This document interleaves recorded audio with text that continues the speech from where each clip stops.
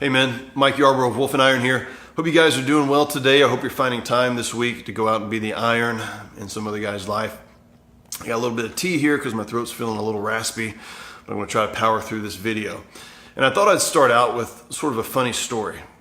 When I was in my 20s, and I had just gotten out of the Navy, I was working uptown, in uptown Charlotte. That's like downtown for every other place, but we call it uptown around here.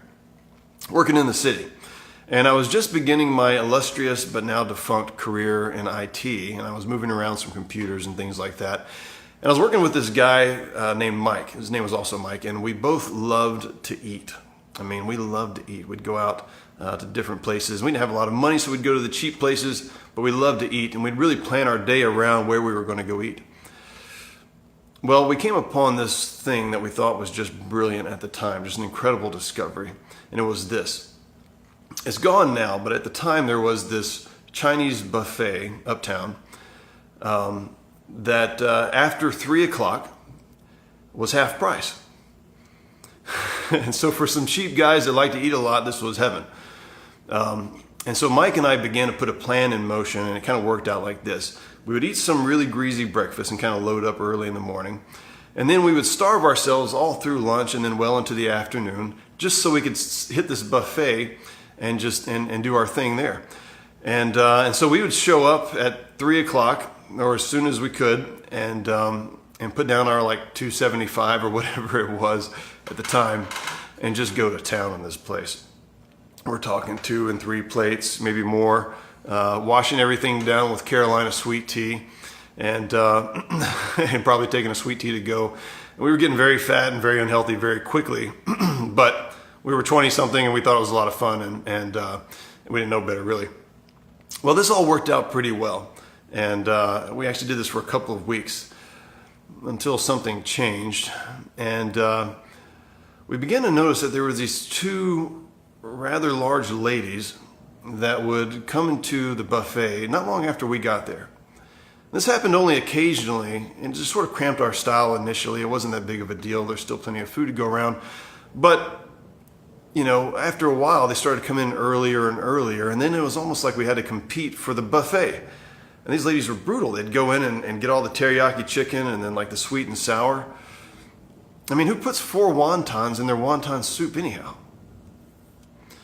Anyhow, so this didn't last as long as we had hoped it would, and it's probably for our benefit.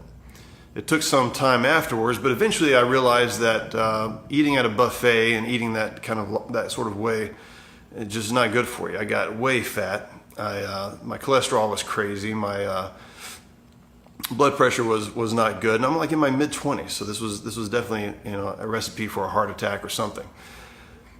But sometimes we do something similar in other areas in life. Maybe we're trying to make a small investment and just get a huge return in things. Maybe it's your career. Maybe it's your job.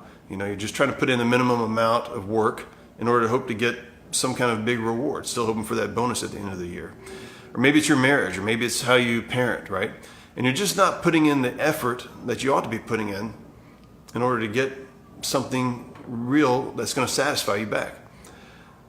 Or maybe it's something a little bit different.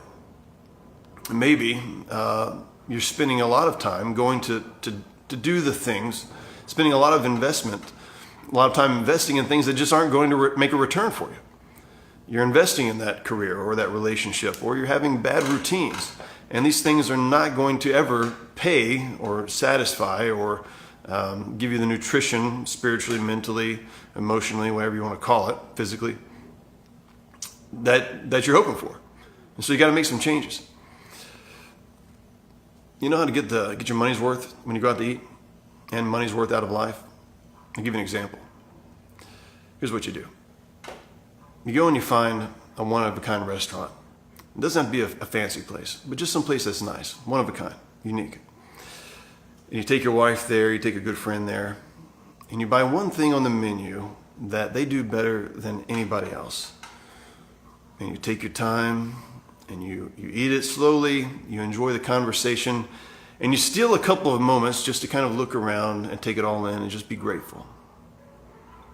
I'll tell you what, if you do it right, there'll come a time when you'd pay 100 times as much to have that moment again. And that's what I call getting your money's worth. All right. Take care, guys.